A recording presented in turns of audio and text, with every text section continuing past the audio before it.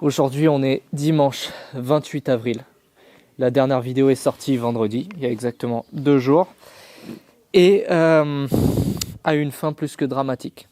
Or, il s'avère qu'il y a à peu près un mois, pour X ou Y raison, j'étais excité et j'ai complètement craqué mon slip. Et j'ai dit des dingueries en message privé à Thomas de Petite Sportive. Il a screené. On est fin avril, la voiture elle roule toujours pas. Devinez, c'est qui la plus grosse salope du YouTube Game? Grosse salope et fier de l'être. Merci à tous. Reprenons. Problème, solution. Yeah boy. J'ai fait appel une fois de plus à la société Flex Hydro. C'est un abonné en fait qui bosse là-bas, Michael, aka Flex Daddy.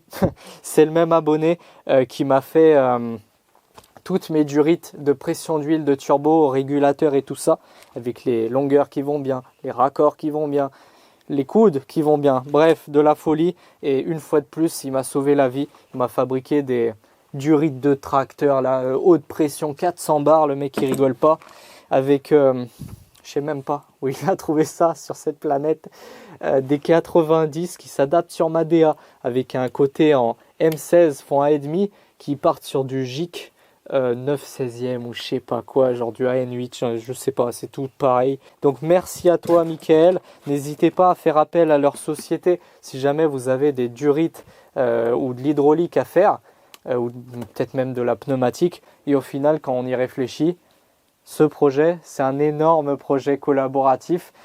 Il y a tout un paquet de gens qui m'ont envoyé des pièces, qui m'ont envoyé des consommables, des outils d'usinage, qui m'ont fait des découpes laser, qui m'ont fait des durites sur mesure, Polos Machine qui m'a aidé pour le collecteur, Christophe Lagarde, bref, tout un tas de gens qui ont toujours été là, donc c'est super cool.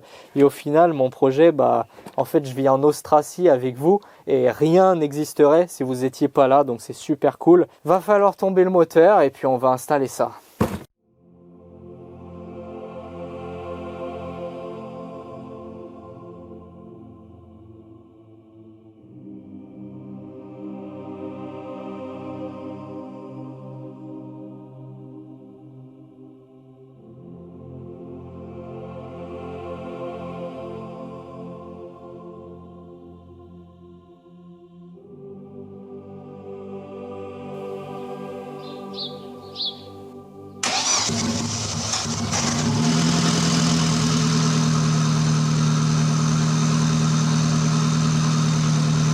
Vous inquiétez pas les copains, on va se faire un petit queue, enfin un cocktail pour les anglophones.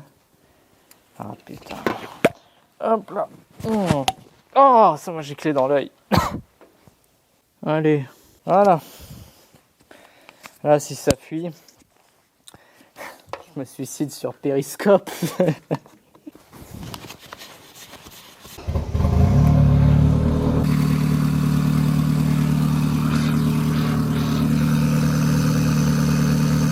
Il semblerait que les fuites, ce soit du passé.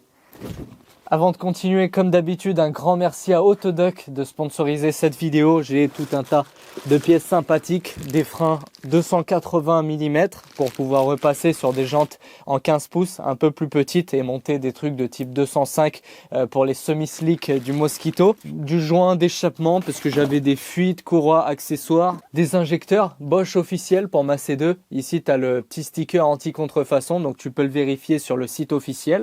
Globalement, vous l'aurez compris, Autodoc, c'est un peu les boss des pièces auto en ligne et leurs prix sont souvent les plus bas, surtout avec le code promo Ultimate Making, moins 5%. Et comme je dis toujours, le plus pratique, je pense que ça reste l'application mobile. Tu peux chercher ta pièce directement devant ton projet avec la pièce sous les yeux.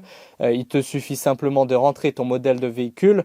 Tu fais entrer et on va chercher par exemple des suspensions. Tu verras qu'ils ont énormément de choix possibles, même pour des véhicules rares, avec énormément de gamme. Donc en fonction de ton budget et tes attentes, tu peux choisir aussi bien de l'entrée de gamme que du super quali, par exemple du Bilstein, tu vois.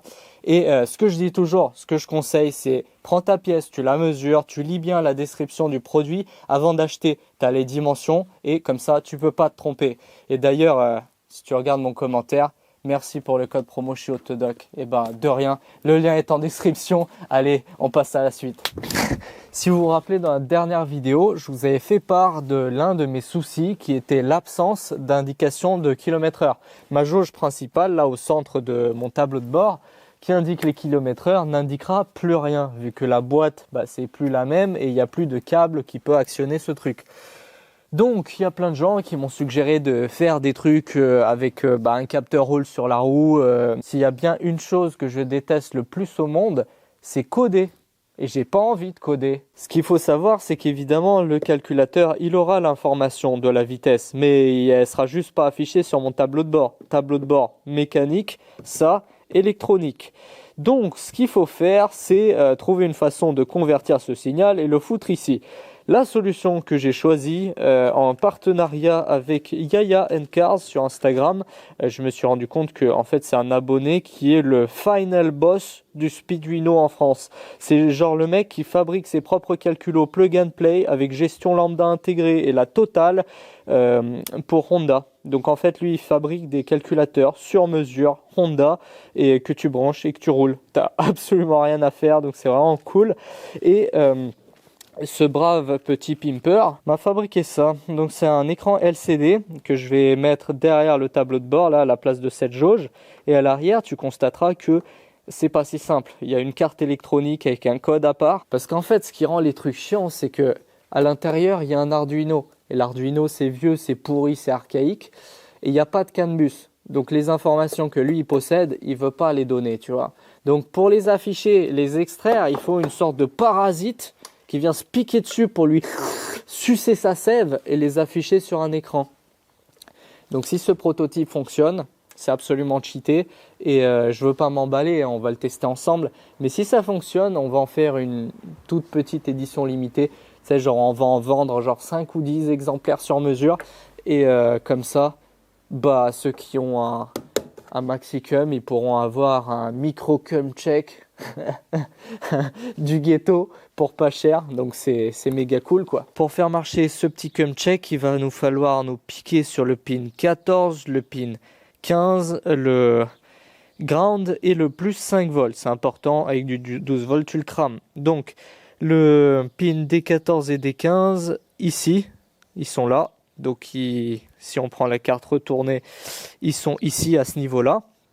Donc moi je vais mettre du câble blindé évidemment, vaut mieux trop que pas assez, j'ai envie de dire. Et ensuite le ground 5 volts, je vais les choper ici je pense.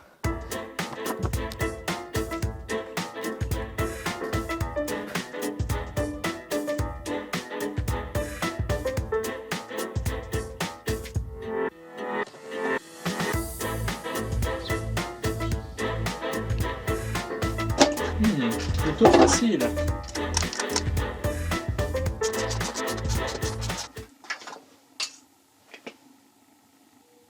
Merde.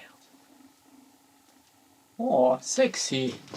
Ah, c'est une super belle pièce, ce genre de truc que j'ai hyper mal au cœur de détruire. Mais bon, faut souffrir pour être pimp, n'est-ce pas? Wow, mais c'est incroyable comme mécanisme. Ok, donc ce que je pense faire, tu vois, ici au milieu, il y avait une espèce de bouton pour reset les kilomètres. Vu que ça marche plus, ça sert à rien. Donc je vais mettre le bouton pour défiler les écrans du cum check là-dessus. Et ouais, je vais tèche l'aiguille au centre, je pense. Voilà, donc j'ai tout vidé la mécanique à l'intérieur. J'ai découpé un carré dans le plastoc. J'ai fait donc une petite ouverture à l'avant. Et ça, le plastique transparent là, c'est... c'est un truc de chez Auchan, une vieille boîte à la con. Donc voilà, tout ce chourave. Et maintenant on va prendre ce petit cum check, on va le mettre là comme ça, et on va le chewing-gum shotter tout autour. Voilà, magnifique, du travail de qualité, c'est ça qu'on aime.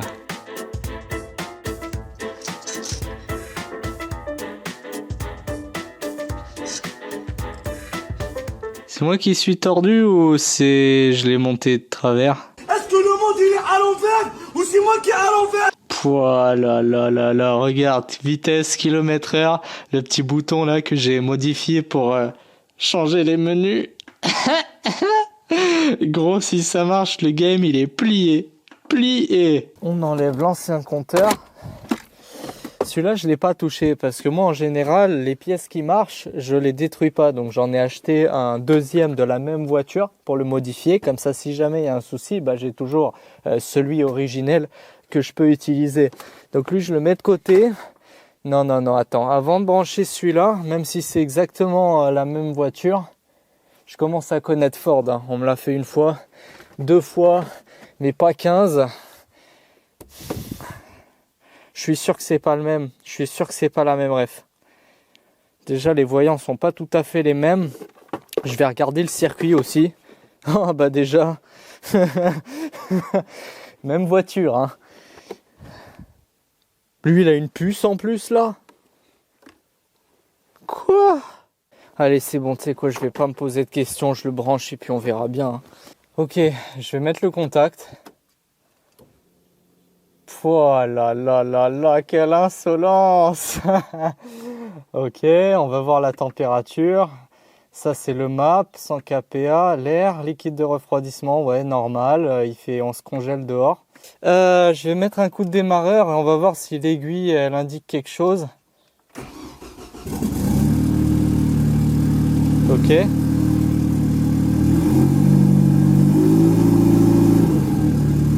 Ouais, yes. AFR. Yes.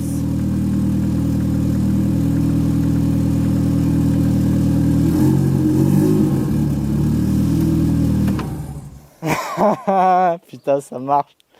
Ça marche. Ça marche, oui. Mais finalement, l'information principale dont j'avais besoin, c'est les kilomètres-heure. Et les kilomètres-heure, ça raconte n'importe quoi. Et ça, c'est pas le problème du CumCheck, c'est le problème du capteur VSS sur la boîte. Je l'alimentais en 5 volts et il prend du 12. Donc en fait, il dit de la merde parce qu'il n'est pas alimenté comme il faut. Donc il va falloir qu'on fabrique un pont diviseur de tension. Parce que si on rentre du signal en 12 dans le calculo, il crame. Donc on va faire ça juste après. À l'époque où cette voiture roulait encore, on avait constaté que son principal défaut, c'était son manque de stabilité. C'est-à-dire qu'on a beau mettre des chevaux dedans, haha, qu'est-ce qu'on rigole, mais au final, si tu peux pas, t'as pas les couilles d'accélérer sur l'accélérateur parce qu'elle te tire soit à droite, soit à gauche, et tu peux même pas le compenser avec le volant parce qu'en fait, c'est les trains qui bougent. Donc en fait, peu importe ce que tu fais, tes roues, elles se baladent. Donc il y a un sérieux problème là-dessus. J'ai déjà mis les cylindres blocs en polyuréthane, donc j'espère que ça va aider sur les déformations des trains. Mais il me reste une chose à faire, une barre anti-rapprochement. Pour une fois, je n'ai pas été trop con. J'avais déjà, il y a longtemps, soudé des platines au niveau de mes jambes de force pour pouvoir y accrocher une barre anti-rapprochement. Et maintenant, il suffit qu'on fasse des tubes soudés, assemblés, tout ça. Dubstep!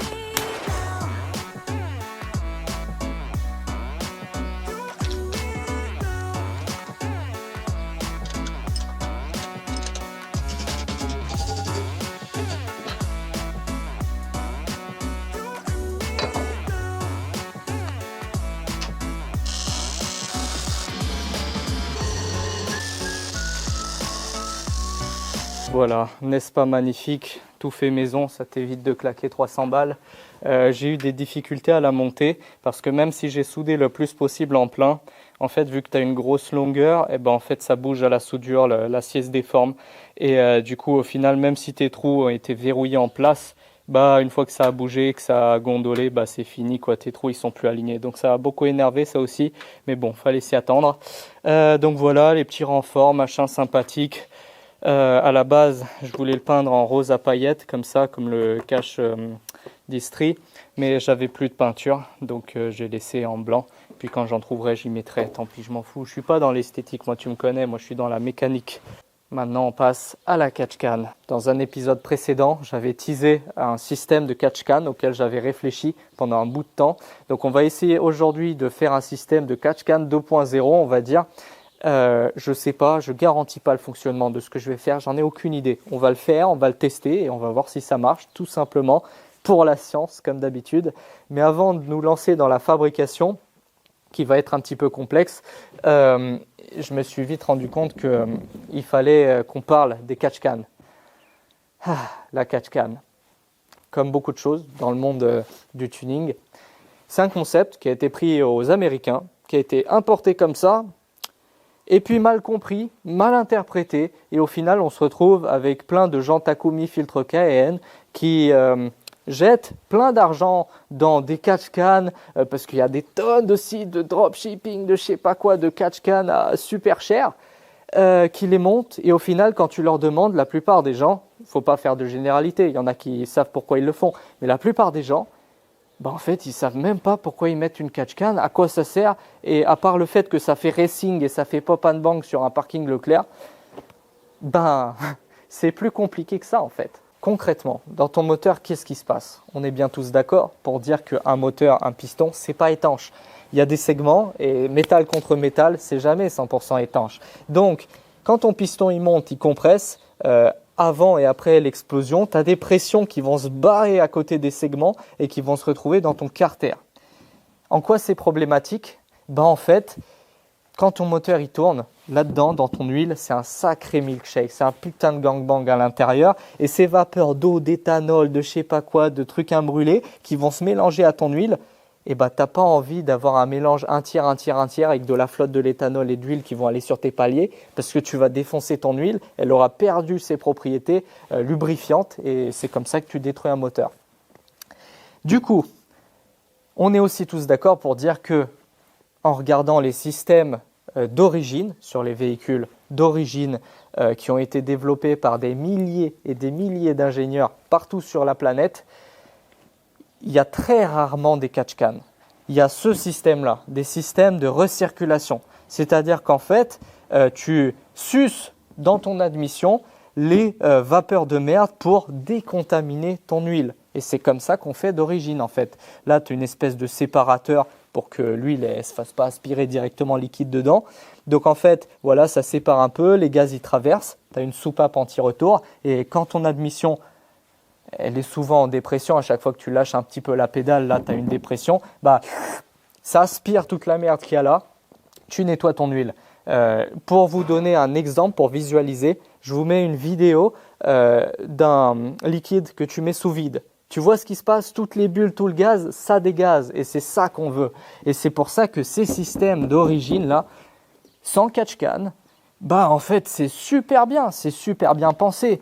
T'as pas d'odeur dans l'habitacle parce que tu recrames tout et ça se dégage pas dans ta gueule. Une légère économie de carburant, un peu moins de pollution forcément. Et surtout, c'est ça ce qui est important, la décontamination de l'huile, parce que tu as une dépression dans ton bloc. Mais alors du coup, pourquoi des gens, alors que je viens de dire que c'est super bien, pourquoi des gens suppriment ce système pour passer en catch-can? Voilà, bon, 90% le font stupidement sur des moteurs Atmo, c'était bien comme c'était avant, mais en fait, l'intérêt c'est quand tu passes en turbo, parce que ce système-là en turbo, il te pose problème. Premièrement, le premier souci, c'est que le fait d'aspirer des vapeurs d'huile, ça n'a pas beaucoup décanté, donc tu respires un peu d'huile dedans, forcément, ça crée du cliquetis. L'huile, en fait, ça fait baisser l'indice d'octane de ton carburant. Et en turbo, déjà que le cliquetis, ça arrive vite, mais alors si en plus tu crames de l'huile, pas bon. Deuxièmement, la pression dans le carter. Alors non seulement quand tu as de la pression là, tu dégazes pas ton huile, ce que je viens de dire tout à l'heure, très problématique, mais en plus, en fait, l'huile elle dégage dans tes joints parce que tu as de la surpression dans le bloc. Troisièmement, au bout de 100 000 km, ces systèmes-là, ils encrassent tes soupapes parce que forcément, tu as un dépôt noir dégueulasse, mais voilà, c'est à la longue, hein, franchement.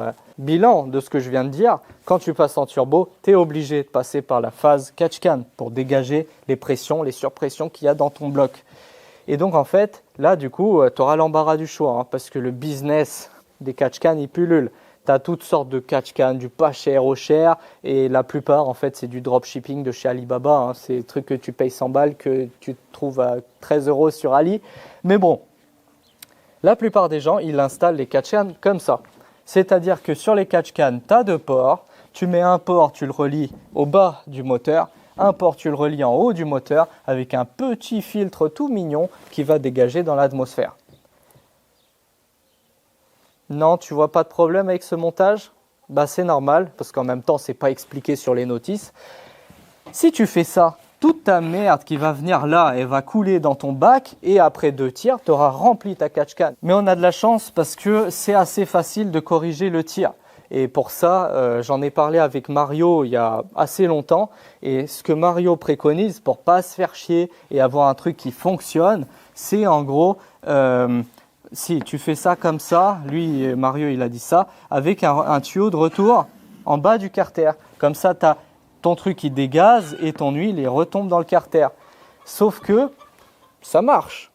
Mais c'est pas encore assez bien à mon goût et j'ai envie de tester et d'essayer de faire un truc mieux. Moi, en fait, ce qui me gêne avec ce système qui marche, c'est qu'en fait, quand tu roules en daily ou tu as un vrai slipper, tous les gaz là, ils dégagent dans ta baie moteur. Et c'est des gaz qui sont inflammables et qui puent. C'est-à-dire que, en fait, quand tu roules avec ta voiture, non seulement tu as la tête qui tourne, parce que tu te prends toutes les vapeurs d'essence et d'éthanol de ta catch-can, de ton moteur dans la gueule, mais en plus, c'est hyper inflammable. Tu as le moindre étincelle dans ta baie, tu as un risque d'explosion en fait. Et franchement, moi, ça ne me rassure pas. Voilà ce qu'on a imaginé en séance de brainstorming avec Daddy. Un système qui s'inspire des systèmes d'origine, parce que je vous l'ai dit 15 fois, le principal avantage des systèmes d'origine, c'est que tu décontamines ton huile. Tu vois, en course, les mecs qui font du drift ou de la compétition ou du drag race, qu'est-ce qu'ils font? Ils changent leur huile après chaque run. Et pourquoi? Parce que leur huile, elle est saccagée avec tout un tas de liquides qu'ils n'ont rien à foutre là-dedans. Mais changer son huile tous les quarts d'heure, ça coûte cher, c'est chiant, j'ai pas envie. Donc c'est pour ça que j'ai décidé de garder cet esprit d'origine avec des soupapes anti-retour et une recirculation. Mais tout de même... l'esprit catch-can avec un dégazage en haut de la culasse, un dégazage dans le carter et le carter il va en bas. Comme ça, tu ne peux pas remplir ta catch-can. Quand tu es en boost, le turbo là, il aspire. Donc en fait, il dégage ton moteur dans le turbo. Et quand tu n'es pas en boost, en fait, c'est ce... Bref, pour faire notre prototype de catch-can turfuristique, on va partir d'une base déjà existante. Ça, c'est une base de catch-can AliExpress qui coûte une 30aine d'euros si je ne m'abuse, avec son lot de petits raccords. Super, c'est cool, son petit filtre trop gousy. Sauf que ça, c'est de la grosse merde. Le problème en fait de ce truc, comme beaucoup d'autres, c'est que en soi, la base est super bonne, l'usinage est super propre. Regarde, à l'intérieur, c'est joli, c'est sympa. Pour les 30 euros que tu as mis dedans, tu peux pas avoir mieux.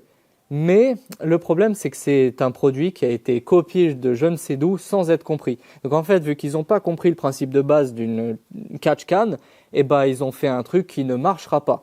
Alors pourquoi ça ne marchera pas? Parce que tout d'abord, déjà, tu vois, il y a marqué in et il y a marqué out. Donc ça, c'est un out aussi, un dégazage à l'air. Il y a un autre out que tu peux faire dégazer je ne sais où. Et tu as un seul in qui est tout petit, tout restrictif. C'est-à-dire qu'en fait, en général, tu as besoin de dégazer le bas moteur, donc le bloc, et le haut moteur par la culasse.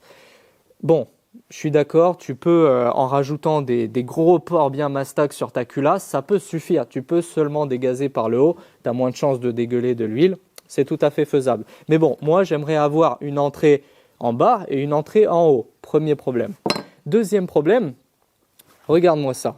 Tu crois vraiment que tu vas dégazer un moteur dans lequel tu mets 1 bar 5 ou 2 bars de boost par ce petit filtre-là? C'est pas possible. En fait, ce filtre, il est beaucoup trop restrictif. Donc, en fait, il n'a pas le temps de dégager la pression assez vite pour ne pas mettre en pression ton bloc. Et donc, c'est ça l'un des principaux problèmes. Et en plus, là, tu vois, tu as un filtre. Tu as un filtre en frité, là, un truc pneumatique, comme ça. Sauf que c'est une bonne idée en soi pour éviter de sortir de l'huile et tout ça. Bon, c'est cool, tu vois. Mais il est ultra restrictif. Pareil, regarde. Première amélioration que tu vas devoir faire, c'est acheter un filtre comme ça. Tu vois, tu as beaucoup plus de surface. C'est un cône. Et celui-là, aucun souci. On a un bien meilleur flux avec ça. En plus, ce baffle, il pue la merde. C'est pour ça que tu auras besoin aussi d'une petite, un petit pouette en inox EcoPlus qu'on va bourrer à l'intérieur. Allez, on le fait et on en parlera après.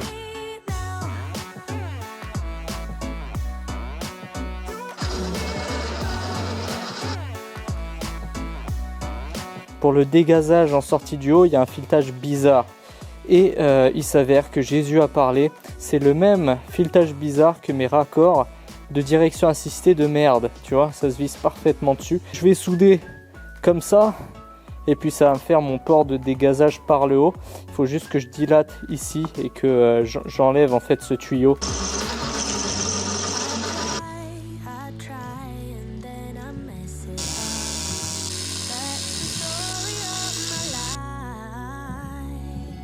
Et voilà le travail. Alors, je suis désolé, j'ai quasiment rien filmé, il faut vraiment que le projet avance. Mais si tu te demandes ce que donne un projet entre la Chine et le Wakanda, c'est à peu près ça. Une prototype de catch-can hautement technologique. J'espère que j'ai pas fait tout ça pour rien.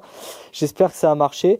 Mais concrètement, on a nos deux entrées principales. Là, on a la grosse entrée côté bloc qui me sert aussi de vidange d'huile pour pas qu'elle se remplisse. Donc, ça rentre par en bas. Par en haut, on y va à niveau cache culbuteur et tu constateras que l'essentiel c'est d'avoir des ports très très larges. Tu vois, là on a un gros port, un gros port, un gros port, très gros port. Un maximum de flux et zéro restriction.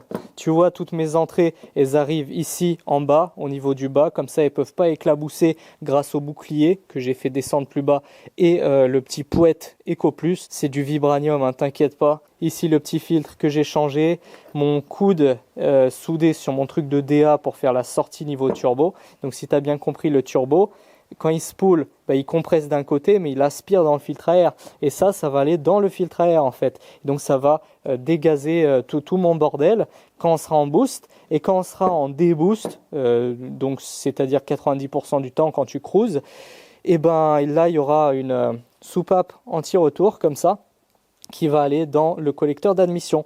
Donc voilà, on sera tout le temps en train de décontaminer l'huile théoriquement et j'espère que ça a marché. On va la monter et puis voilà quoi, on passe à la suite. Fixer le plus haut possible sur la barre anti-rapprochement et vous rappelez, j'avais parlé de soupape anti-retour. Donc j'ai mis une petite soupape anti-retour qui va sur mon collecteur d'admission. Comme je vous ai dit, ça sera pour les conditions hors boost. Et dans la condition où tu es en boost, quand ton moteur il prend sa race, il y a énormément de blow-by. Et celui-là, je vous avais parlé, je vous avais expliqué que ça va dégager en amont du turbo. Donc le turbo, hop, il va sucer, ça va se barrer.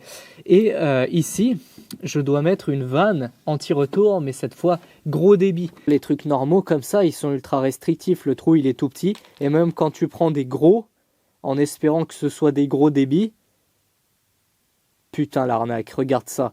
Donc au final, les vannes anti-retour gros débit, ça existe quasiment pas.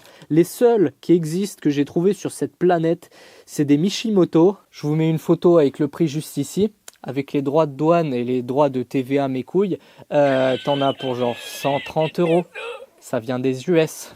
Non, merci. Mais t'inquiète pas, Romain Desbois te partage une nouvelle fois une technique ancestrale pour moins de 10 €. Vanne de pompe à eau, 3/4 de pouce, que je te mettrai peut-être les liens en description, avec les adaptateurs qui vont avec, ça c'est genre 2 balles sur AliExpress. Et le seul souci de ces vannes là, qui sont très gros débit, tu vois, débit énorme, c'est que le ressort ici de la soupape est un petit peu trop raide. Donc, ce que j'ai fait, c'est que je l'ai chauffé au chalumeau, c'est un petit peu chiant à ouvrir. Donc voilà, il faut les chauffer au chalumeau parce qu'ils sont collés, avec une espèce de pâte d'étanchéité. Donc voilà, tu les chauffes au chalumeau mais sans cramer la soupape et ensuite tu les ouvres. Et dans ma boîte magique de ressorts accumulés sur toute une vie, désolé c'est un peu long hein, mais c'est le nom que je lui ai donné, j'ai trouvé pile ce qu'il me fallait. Je suis tombé là-dessus, un ressort un peu difforme qui ressemble exactement à celui d'origine. Et aussi tu vois ici, j'ai une rondelle qui n'est pas la rondelle d'origine. D'origine tu avais un empilement de ces deux trucs là qui sont super lourd, c'est de l'acier lourd galvanisé et du coup j'ai remplacé par une rondelle beaucoup plus légère pour avoir une masse à déplacer beaucoup plus faible. Résultat des courses, une fois remonté, on a une vanne haut débit pour moins de 10 € avec une force d'activation de 0. Genre tu prends à la bouche magnifique. Et dans l'autre sens, ah, j'ai du shrap dans la bouche, mais t'as compris le concept. La seule question, néanmoins, c'est peut-être que le laiton, ça va pas trop aimer l'humidité, ni l'éthanol, mais franchement, si c'est utilisé pour des pompes, en vrai, ça devrait le faire. On verra. Peut-être que je dis une connerie, on verra. Voilà, on monte ça. Système de ventilation du bloc entièrement terminé. Donc tu vois là, on commence par le gros tuyau qui sort de mon bloc, de mon séparateur d'huile d'origine que j'ai modifié. Ce tuyau, il part dans le port du bas de la catch-can. Donc évidemment, catch-can qui est au-dessus du niveau du moteur, tu vois, légèrement au-dessus. Là, la ventilation au niveau de mon cache-culasse et la sortie qui va en amont du turbo avec la nouvelle grosse vanne qu'on vient de fabriquer et le petit port là, toujours une sortie qui va quelque part. Ah, c'est tellement compact, mais là, derrière, oh là là, c'est impossible de filmer. Là, tu vois, dans mon admission. Bienvenue sur Ultimate Cuisine. Aujourd'hui, gyoza, pour 2 raisons. Première raison, parce que l'autre fois, on était dans un resto, ça coûte 2 balles pièce, c'est chiant. Et deuxièmement, parce que Daddy m'avait demandé la recette et j'ai oublié de lui la donner. Donc voilà Daddy, ceci est la recette des gyoza. Les ingrédients sont ici, fais pause si tu as besoin. Première étape, on prend de la viande, alors environ 150 grammes, soit de porc, soit de poulet cancer, qu'on prédécoupe, histoire de soulager le mixeur.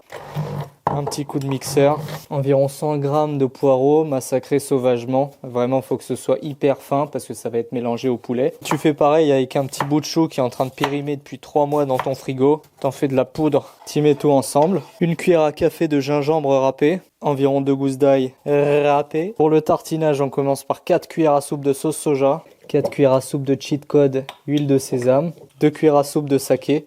En vrai, c'est facultatif. La vérité, c'est que c'est dégueulasse. Bon bah je crois qu'il y en a 2, c'est bon. Ça c'est juste pour la dégustation. Je l'ai avalé de travers. Bah c'est toujours aussi pas bon. Une petite cuillère à café de sucre, un peu de sel, un peu de poivre et 2 cuillères à soupe de maïzena. Et ensuite on part sur un petit massage érotique. Ah je reconnais, c'est thaïlandais ça. Gênant. Gênant. Très, c'est pour ça que j'insiste là. Fais ça normalement, s'il te plaît. Mais je veux me salir que 3 doigts. Hime-sama ne veut se salir que 3 doigts. Yamete. La farce est prête, maintenant on va les bourrer dans des pâtes à gyoza. Alors tu peux les faire, en soi c'est juste de la farine et de l'eau, mais flemme, clairement flemme. Tu prends un petit disque de pâte, tu le places au centre de ta paume et tu le charges avec une grosse cuillère à café de farce. Chabé. Tu mouilles le doigt. Tu humidifies le pourtour pour que ça colle. On replie le centre et on fait des petits bourrelets sur les côtés.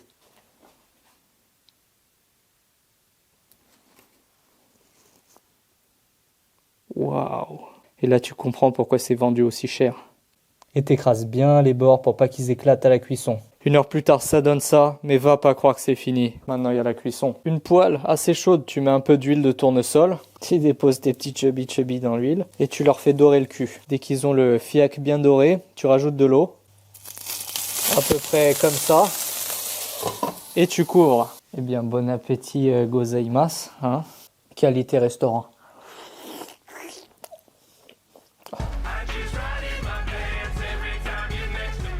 Ok, c'est la sauce soja, il y a trop de sel.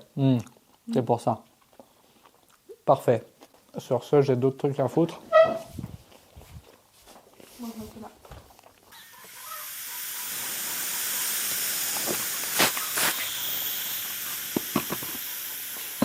Fallait s'y attendre, hein. Intercouleur chinois, c'était trop beau pour être vrai.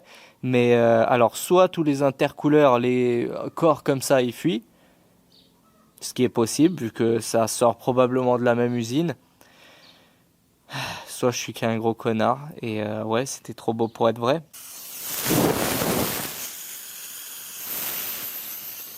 On est quelques heures plus tard. J'ai réfléchi et je me suis renseigné. Il s'avère que ces intercouleurs corps là, cette typologie là qui sont frités couche par couche, parce qu'il y a 2 types différents. Genre il y a celui-là, tu vois, regarde, tu les reconnais avec les extrémités. Et si je t'en montre un autre, tu vois, il n'y a pas ces extrémités là. Donc chacun a leur avantage et leur inconvénient. Celui que j'ai moi a beaucoup plus d'inertie thermique, donc maintient de l'air froid beaucoup plus longtemps. Mais ouais, c'est plus lourd, c'est plus chiant et tu as beaucoup de probabilités de fuite. Et le truc, c'est que même chez les gros constructeurs, tout ça pour dire que j'ai essayé de corriger quand même mes fuites parce que ça me stresse à mort. Et j'ai fait un montage très ghetto que je vais vous expliquer. J'ai rien filmé parce que j'étais beaucoup trop énervé. Donc là, j'ai bouché des deux côtés et j'ai utilisé un compresseur de frigo monté à l'envers, tu vois, pour créer une dépression. Là, ça aspire, là, ça souffle. Donc, j'ai créé une dépression dans mon radiateur et j'ai mis de la colle époxy. Partout, j'ai bourré de la colle époxy dedans et en créant l'aspiration, ça a sucé un petit peu de la colle dans les porosités et du coup, théoriquement, je suis censé avoir colmaté les fuites. Maintenant, dernière ligne droite, avant de pouvoir rouler, la ligne d'échappement qui malheureusement ne va pas être droite du tout. Qu'est-ce qu'on rigole.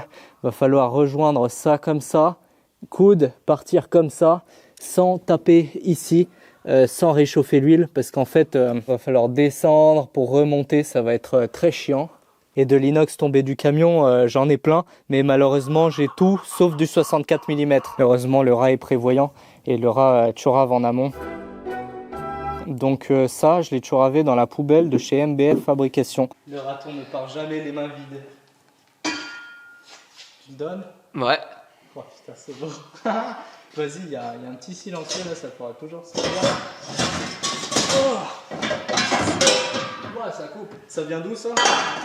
Classe A 200 AMG. Je t'emprunte ça. Ça marche. Durée indéterminée. A plus. Et il m'a donné. Et du coup, même si je l'aurais bien gardé en œuvre d'art, j'ai plus de tube en 64 et ça c'est du 64. Donc je vais découper des bras comme ça et ça va me faire des coudes. 6.5 hours later. Et regardez-moi cette œuvre d'art, c'est magnifique. Je suis arrivé à un stade où j'ai peut-être jamais rien fait d'aussi horrible de toute ma vie. Peu importe, j'ai absolument plus le temps, j'ai quasiment plus de gaz. Dans 2 jours, il faut que la voiture elle tourne et le mosquito arrive. Donc allez, on s'en fout des détails, on remonte.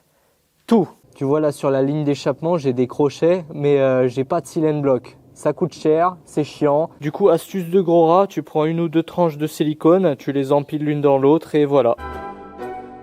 Magnifique. Bon, c'est de la merde, mais pour d'autres raisons. Voilà, je suis en train de remonter progressivement la voiture. Tu constateras que, comme avant, j'ai mis des boucliers thermiques sur le turbo au niveau de l'échappement. Et de base, en fait, cette chaleur, tu veux qu'elle soit réservée au turbo. T'as pas envie qu'elle se dissipe dans ta baie parce que ça fait que poser problème. Et il y a des gens, ils font des wraps, cette saloperie là. Le truc de ça, c'est que ça boit de l'huile. Si jamais tu as des fuites d'huile ou des conneries, ça s'imbibe, ça prend feu. Et une fois que ça a pris feu, toute ta voiture prend feu. Et de toute manière, à la base, j'ai toujours fait comme ça. Parce que ça fait des protections anti-rayonnement. Tu vois, c'est comme un miroir, ça renvoie le rayonnement dedans. Et en plus, l'air, il n'y a rien de meilleur isolant. Donc ça garde de l'air chaud à l'intérieur. Bref, t'as compris. Je te mets le lien en description parce que je vois personne faire ça. Pourtant, à mon avis, c'est l'une des meilleures méthodes. Et ce que j'ai fait aussi, c'est que là, j'ai fait une admission. Tu vois, j'ai soudé un coude ici qui part au turbo. Merci à GT2i, tu vois, qui m'a fourni ces coudes de qualité là. Donc pareil, il est en description et code promo moins 15% comme d'hab. Tu vois, regarde, je vais te montrer les différences. Ça, c'est une durite AliExpress ou Max Speeding Rods. Ça manque un peu de couches. Ils ont été radins sur les couches, donc ça donne un truc qui est tout mou, tout pourri. Je vais pas te mentir, évidemment, là où c'est pas très important, je mets des trucs comme ça changerait à ma vie. Mais là où il y a un peu de pression, il y a de l'importance, ça peut faire des fuites, ça peut être grave, je mets des durites GT2i. Maintenant que j'ai le partenariat, je suis bien content parce que regarde, tu vois, tu as beaucoup plus de couches et les couches sont plus épaisses. Donc ça donne un produit qui est beaucoup plus rigide et qui a une meilleure tenue que ce truc, tu vois, tout flasque. D'ailleurs, encore un problème qui est hyper récurrent avec les durites AliExpress. Maintenant que j'en ai acheté 1 milliard, je sais de quoi je parle. Concrètement, ça arrive souvent qu'elles fuient, mais non pas qu'il y ait des fuites qui soient traversantes. Tu sais, tu vois pas de trou à l'extérieur, il n'y a pas de problème. Mais il y a un truc qui est 10 000 fois plus fourbe, c'est que vu que c'est réalisé par couches empilées, comme ça, couche de silicone, couche de toile, couche de silicone, etc. En fait, à l'intérieur, je sais pas si tu arrives à voir, c'est impossible à focus dedans, mais tu as des toiles qui sont débouchantes, c'est-à-dire que ça a mal été vulcanisé. Donc ce qui se passe, c'est que ton liquide, il va rentrer dans la toile, il va sauter une couche, il va traverser comme ça, il va sortir et pisser par là en fait à la coupure. Donc c'est ultra fourbe parce que tu le vois pas venir, mais c'est bien réel, ça arrive très souvent. Allez, c'est parti. Ça déchire, ça déchire. Je suis à l'étape où je teste mon circuit d'eau avant de mettre de la flotte dedans. Je mets de la pression avec un outil que j'ai toujours chez Daddy et je vois là où ça dégage de l'air. Petit pistolet liquide vaisselle avec du savon pour voir là où ça bulle.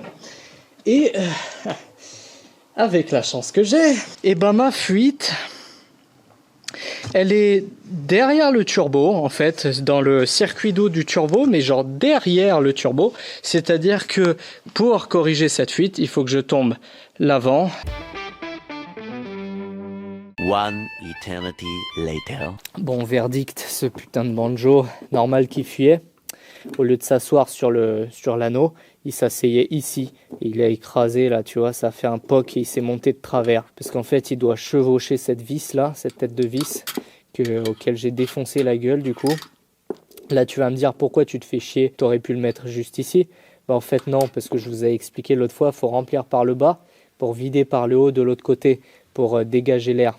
Et en disant ça, alors j'ai dit de la vérité, mais j'ai dit aussi une grosse connerie. Le fait de remplir par le bas et vider par le haut, c'est pas valable pour le radiateur de refroidissement. Et c'est pour ça que sur la plupart des véhicules d'origine, tu remplis en haut et tu vides en bas. Même si ça piège des poches d'air et c'est de la merde, c'est un peu stupide, bah du coup en fait c'est pas stupide du tout parce que ça fait un thermosiphon naturel. C'est-à-dire que vu que l'eau chaude monte et l'eau froide descend, t'envoies l'eau chaude en haut, elle descend naturellement en refroidissant et crée une sorte de... Tu vois, ça aide le circuit à faire un écoulement naturel. Donc voilà, je corrige parce que des fois je dis des conneries et comme tout le monde sur internet, je vous dis toujours n'écoutez pas tout le monde sur internet, croisez vos sources et comme d'habitude quand je dis des conneries, de toute façon il y a des gens qui mettent des petits messages sympathiques pour expliquer là où je me suis trompé, donc j'apprends en même temps que vous et ça c'est cool, lisez toujours les commentaires. Invocation d'une nouvelle technique du ghetto. Tu te bouches une oreille, tu mets un tuyau dans l'autre. Quoi ? Dans le boîtier de thermostat ? Au final, j'ai mis quelque chose du genre 1/3 dans le circuit de refroidissement. Ça a l'air de les tenir, mis à part la petite fuite là que j'entends pchiter. Mais l'air, en fait, c'est la pire condition possible. L'air, c'est un gaz, ça s'infiltre de partout. Normalement, avec du liquide, plus un peu un additif anti-fuite, ça va aller. Normalement, ça fuira pas. Et puis, ça sera pas un bar 5 H24. Donc voilà, on va dire que c'est bon. Plus qu'à mettre du liquide de refroidissement, démarrer. Merci Daddy pour son outillage fort pratique. D'ailleurs, je lui ai laissé un petit mot. J'espère qu'il m'en voudra pas trop. Tiens, d'ailleurs, petit aparté. Vous me connaissez maintenant, j'adore parler, tu vois. Les gens parlent beaucoup des huiles, des machins, de tout un tas de liquides, de produits. Mais au final, personne ne parle jamais des différents liquides de refroidissement. Tous les constructeurs, ils ont des tonnes de codes couleurs. Et au final, tu dis, mais du coup, je prends lequel ? Alors, je ne vais pas te dire lequel tu prends parce que moi-même, je ne sais pas, tu vois. Mais sache que les couleurs, elles correspondent un petit peu au matériau et à l'âge de ton véhicule. Par exemple, les véhicules anciens, ils ont des radiateurs en cuivre, des pièces un peu laiton cuivre à l'intérieur. Et si tu mets un liquide de refroidissement fait pour les véhicules modernes, qui est fait pour justement plus pour l'alu, et bah du coup, tu as tendance à défoncer ton cuivre. Donc c'est ça en fait, c'est là-dessus qu'il faut être vigilant. C'est de quoi est composé ton circuit de refroidissement et c'est comme ça que tu choisis un peu en conséquence. Et évidemment, ça joue aussi un peu sur les températures. Si tu es dans des régions super froides ou quoi, bah forcément tu vas mettre des liquides qui tiennent à moins 35, moins 40 et tout. Mais voilà, moi je mets du Motul orange. Avant, je mettais du Eco Plus, mais j'avais des soucis de surchauffe. Alors, depuis que je suis un homme riche sponsorisé par Motul, bah forcément, je mets du Motul. J'ai comme l'impression d'avoir oublié quelque chose. Non, c'est bon, j'ai rien oublié. J'ai rien oublié. Non, mais maintenant je suis parano. Bah dis donc. Qu'est-ce qu'il boit lui? ASMR de remplissage.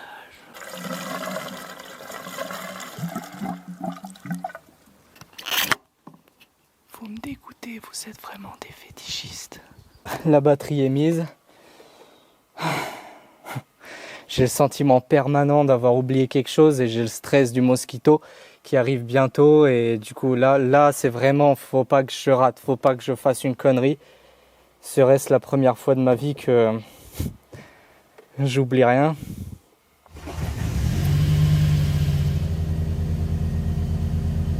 Là on va la démarrer, on va la laisser chauffer. On va voir quand les ventilos déclenchent et si tout se passe bien sur le cycle de chauffe. Oh là là, elle est insolente cette caisse. Je coupe la caméra, je vais le faire en off, faut vraiment que je me concentre. A few minutes later. Cycle de chauffe effectué. J'ai des bonnes et j'ai des mauvaises nouvelles. La mauvaise nouvelle, c'est que les ventilateurs ne déclenchent pas. Du coup, je les ai shuntés avec un fil là. J'ai ponté, ça déclenche. Donc en fait, le problème, c'est cette putain de thermocouple. Pourtant, il l'a acheté neuf, c'est un truc de Volkswagen. Il déclenche pas. Je suis allé jusqu'à 100 degrés de liquide de refroidissement. Il déclenche pas. Point positif, il y en a plusieurs. Alors déjà, l'huile chauffe beaucoup plus vite vu que l'huile passe dans une modine. C'est-à-dire qu'elle fait un échange thermique entre le liquide de refroidissement qui lui chauffe plus vite que l'huile. Donc, je suis en température beaucoup plus vite et ça c'est cool. Et quand les ventilos déclenchent, quand je les ai shuntés à la main, la température baissait assez rapidement. Donc ça veut dire que si même là, il n'y a aucun problème, normalement sur la route, en dynamique, en roulant, ça sera encore mieux. Et sinon, plus de fuite de DA. Pour changer le thermocouple, là derrière, il faut que je vide le circuit d'eau que j'ai soigneusement rempli. Mais bon, c'est pas grave. De toute manière, j'ai adopté un courant de pensée épicurien ou dépressif, t'appelles ça comme tu veux. Je pars du principe que ça va jamais marcher du premier coup. De toute façon, c'est impossible que ça marche du premier coup. Il y a trop de choses qui peuvent aller de travers finalement. Et je vous avais dit dans la vidéo précédente, j'ai commencé à développer certains mécanismes. Tu vois, là par exemple, j'ai fabriqué un bouchon pour anticiper le fait que je vais devoir le vider 40 millions de fois. Ici, j'ai soudé un bung avec une vis et une rondelle. J'ai soudé aussi un raccord ici. J'ai modifié ce port-là. Globalement, ce radiage, je l'ai pas mal modifié. Mais bon, ça sert à rien que je vous le montre parce que c'est que des détails. Faut rendre à César ce qui est à César. Faut dire que mon copain Scrappy le raton m'a beaucoup aidé pour le Tigre. Donc merci aussi à lui. Et maintenant, il est temps de faire une piscine. Allez, wow. Ok, pas mal. Franchement, pas mal. Du coup, on va partir sur un petit Revotech réglable de chez Monsieur Daddy. Je vous mettrai le lien en description. Ça, tu le règles et il déclenche quand tu veux en termes de température. Donc, c'est vachement cool. 14 chevaux. Non, dis-moi pas que tu t'es mis de travers. Ah putain, va pas me fumer mon truc, vieux roumain.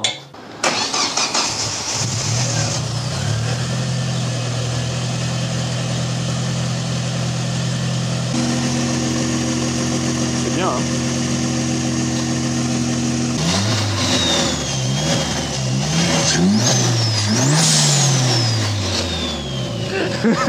Calmez-vous, monsieur. Plus aucune vibration dans l'habitacle. Là, c'est cruise, pépère. C'est la base, mec. Des trucs polyuréthane là sur les. Sa mère, hein, Au franchement. moment, t'en reviens. Hein. Ouais. T'en reviens. Mais ça, de toute façon, si tu l'as pas testé, tu peux pas le savoir. Ouais, c'est sûr. On s'approche du roulage et j'ai décidé de changer mon système de freinage pour quelque chose de mieux. Ferodo DS 2500. Alors, ça m'a été recommandé par Monsieur Daddy parce que je me suis vite rendu compte que, en fait, ce qui fait la force du freinage, c'est pas la taille des disques, c'est surtout le mordant, c'est-à-dire le coefficient de friction des plaquettes. Et du coup, tu as pris du 2500. J'ai pris du DS 2500. Les plaquettes, en général, tu les définis quand tu les achètes à ce qu'ils appellent les coefficients de friction, en fait. Non. Coefficients de friction. C'est pas des plaquettes de course pure et dure, la 2005, Ouais, mais parce elles que te tu m'avais permettent. parlé aussi des Carbone Lorraine. Les RC6, ouais, qui vont Ouais. bien, ouais. Qui sont de la bombe pour vraiment piler comme un gros connard. Mais Bah, qu'il en faut les fait, ce faire qui est chauffer. important sur une caisse de tout, enfin, entre guillemets, tous les jours que tu vas utiliser, c'est la capacité qu'elle a à freiner à froid, en fait, surtout. Ouais. Si tu prends des plaquettes de course, tu prends toutes les gammes au-dessus des DS3000 par exemple, enfin la DS3000, tant que le frein n'est pas à température, en fait tu freines et t'as pas de frein quoi. Ouais, Donc typiquement tu sors de chez toi, tu croises une bagnole, c'est pour ça qu'au final C'est pas c'est ce que fait tu pour veux, piste avec des cycles de chauffe. Donc au final mettre des freins de bâtard, des Carbon Lorraine, je sais pas combien sur une voiture daily entre guillemets, c'est pas une bonne idée. Après moi la RC6 je trouvais qu'elle freinait bien froid. Étrangement, par rapport à une DS3000. Et ça peut couiner aussi, faire des bruits de horribles. toute façon, et tu vas pourrir tes jantes aussi si tu as des jantes talus, ça te fait beaucoup plus de poussière qu'une... Après, tu verras, la 2500, moi, pour l'avoir testé par rapport à une Ferodo standard, je ne l'ai pas fait sur toutes les bagnoles, mais là où je les ai installées, ça freine peut-être un poil moins bien à froid par rapport à vraiment une plaquette standard. Par contre, à chaud, tu as de la tenue, quoi. Et pour le Mosquito, s'arrêter au bout de la ligne droite, ça va être important. Donc voilà, merci à GT2i qui m'ont fourni justement du coup ces Ferodo DS2500 parce que c'est des plaquettes haut de gamme, on va dire, c'est pas donné. Et merci à GT2i pour mon autobloquant. Je tiens à les remercier personnellement. Vas-y là. Quoi ? C'est la crise, on fait comme on peut. Ouais, au final, ce qu'on disait, la taille des disques, c'est la dissipation et le fait que ça se heat soak plus lentement, mais ça fait pas forcément le mordant. Tu sais qu'en France, on a des leaders là, avec Bérenger. Là, ils font des trucs chauds. D'ailleurs, c'était fabriqué pas très loin d'ici. Est-ce qu'on ferait pas un petit moment émotionnel où on met la calandre, on met le devant. T'as pas l'impression qu'il a un peu une tête de Furafik Fark ? Là, il manque quelque chose là. Là, ça fait Furafik Fark. Faudrait que tu foutes un sabot ou un truc, quoi. Je crois qu'ils vendent un truc, ça s'appelle Easy Lip, un truc comme ça. C'est genre un... Non mec, c'est vrai. C'est une lèvre facile. Oui. C'est la spécialité de la frontière espagnole. Ah. T'as fait la même voix que le mec qui lui fait « Mais vous êtes beau ». Wow, vous faites beaucoup plus jeune, je trouve. Oui. On dirait Renaud, il est en train de mourir. T'as vu, il s'est marié Renaud. Oui, avec une meuf Cerise. de 27 ans. Et ça s'appelle Cerise. Du coup, ça fait des mon chéri. Beau tuning. Putain, mais quelle horreur. Ça me dégoûte. Ouais, c'est moche ces trucs. Ça rappelle les heures les plus sombres du tuning, quoi. Putain, mais qui met des goupilles comme ça ? Pourquoi j'ai fait ça ? J'étais jeune et je me suis dit, je vais faire comme tout le monde. À la rigueur, t'as un truc un peu des années. Tu pourrais mettre les fixations en caoutchouc, là. Ah, que de travail. Bordel. C'est remonté. Putain, elle est moche avec ça. Je lui fais un lavage et on roule. Et pour répondre à certains qui me demandent souvent, mais comment tu fais pour te rappeler d'où viennent toutes les vis pour pouvoir les remettre ? Bah voilà, la voiture est terminée de remontage. D'ailleurs, je suis à l'étape parallélisme du ghetto. Et bah c'est le talent en fait, tu vois. Ça, c'est les vis qui me restent que j'ai pas su en remettre. Ouah, ça va, je suis plutôt fier de moi, c'est un bon ratio. Concrètement, tu vois, là j'ai mis genre 14,5 devant et 14,3 derrière. Donc ça veut dire que ma roue est légèrement décalée comme ça, tu vois, légèrement pincée. Quand tu accélères, la voiture elle lève et les roues elles s'ouvrent. Donc en fait, si tu veux garder de la stabilité en ligne droite et un petit peu d'adhérence, il faut que tu pinces tes roues, mais je sais pas de combien. Donc là, j'essaye un réglage avec 2 mm de pincement et on verra bien, je sais pas. Je sais pas s'il y a de mots pour décrire ce sentiment, j'ai à la fois hâte et j'ai à la fois peur. Je le connais, t'es stressé, t'aimerais bien qu'il y ait une excuse pour pas y aller, tu vois. Oui. Ouais, t'inquiète, hein. On est tous pareils. Oh oui, oh oui. Mec, regarde. T'es mal le volant. Oula. Le mec il est confiant, t'as jamais freiné avec, t'es arrivé pile pas le front. Va falloir que tu retires les freins. Ouais, comme ça. Là tu laisses refroidir et tu fais ça. Ah, il siffle.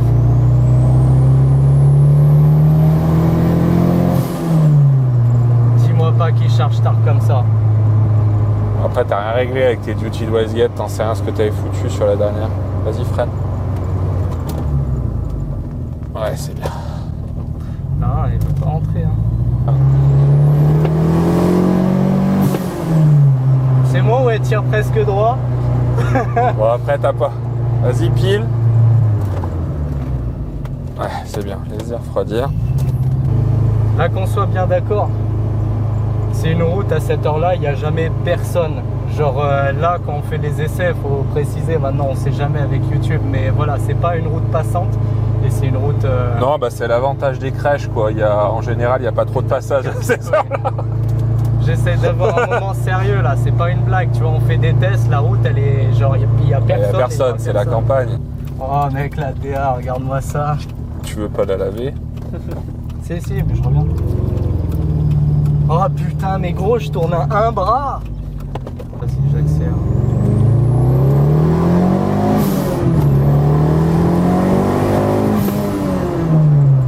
Ça prend un bar tout rond. C'est pas violent, hein, pour un bar, je trouve. C'est de la merde. En tout cas, on s'entend beaucoup mieux qu'avant. Il y a beaucoup moins de bruit dans l'habitacle, beaucoup moins de vibrations. Elle tourne comme une merde ou c'est moi? Là, qu'il te manque une patte. Ça accélère un peu. Il manque un cylindre.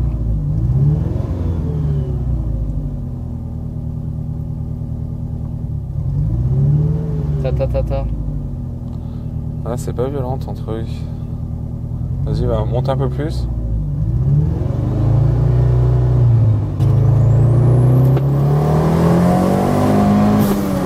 Elle est gérable.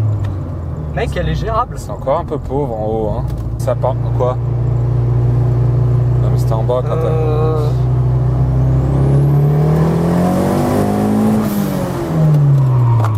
Ah, mieux. Les freins droits. Hein.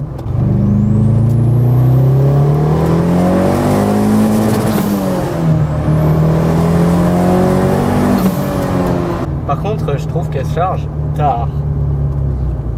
Après, faut regarder avec tes duty, avec toutes les Mac valves, ouais. Ouvre le capot, on va regarder les T-duty de Mac et tout si t'as pas. Si t'as pas inversé comme la dernière fois. Non, j'ai pas inversé.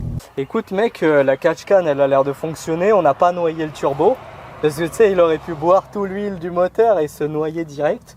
Donc là-dessus, pas de souci, il n'y a pas de fumée bizarre, pas d'odeur bizarre. Ça pue pas l'éthanol dans la baie. Putain, j'ai pas fait gaffe, on entendait la dump valve ou pas? Mec, je l'ai pas entendu. On n'a pas fait gaffe, mais il semblerait que...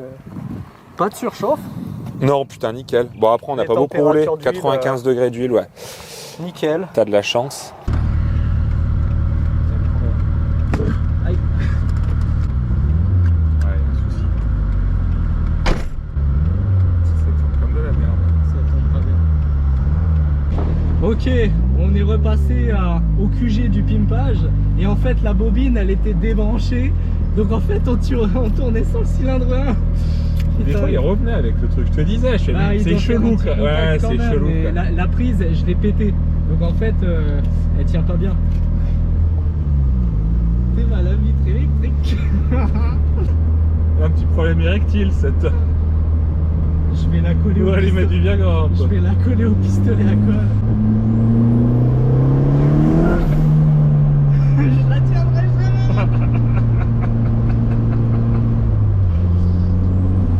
Franchement, le turbo, ça va. Mec, au Mosquito, je me mettrais sur la voie de gauche. Tu ne mettras jamais. Il va falloir que tu linéarises ton truc là. Ou alors mettre.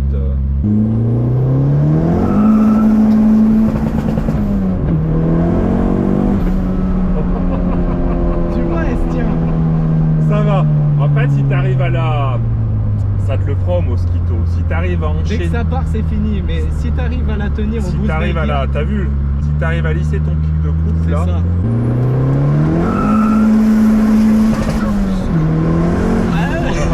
T'as eu peur, hein? Freine, s'il te plaît. Ouais, t'entends que les freins arrière, J'ai l'impression que c'est la roue avant là. J'ai l'impression que c'est là de l'arrière. Et franchement, elle est vraiment roulable, quoi.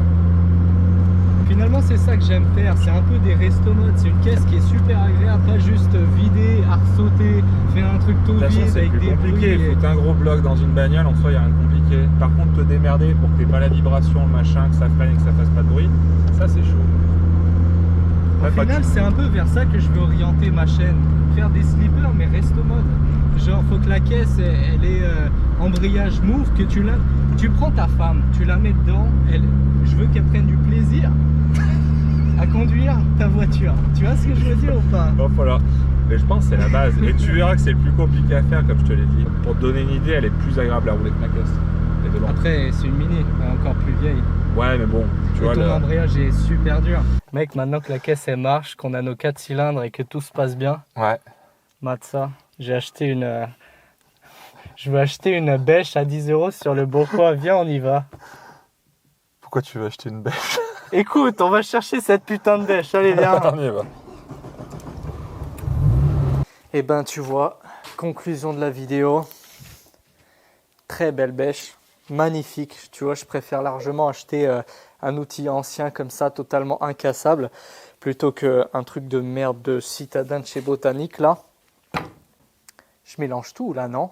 À propos de la voiture, conclusion, bah là, franchement, depuis le début de ce projet, après tous ces mois de travail, je peux enfin dire que je suis fier de ce que j'ai accompli parce qu'elle marche bien. Genre, tout marche super bien. Le refroidissement, super efficace. La catch-can, super efficace. Aucune odeur de l'habitacle. Ça décontamine bien l'huile. En tout cas, a priori, c'est vraiment super efficace. Les trains ont l'air de mieux tenir. La direction assistée, mais pouah, quel plaisir. Donc voilà, cette voiture, c'est exactement ce que je voulais obtenir. Quelque chose de hyper resto mode, comme une petite voiture sympa récente, avec des performances, bon, il y a des chevaux qui manquent évidemment, je mettrai des ressorts de wastegate plus durs et tout ça. Elle va prendre 2 barres. Donc prochaine vidéo, on casse le moteur, on casse le banc. Donc puissance injection. Faites chauffer la place.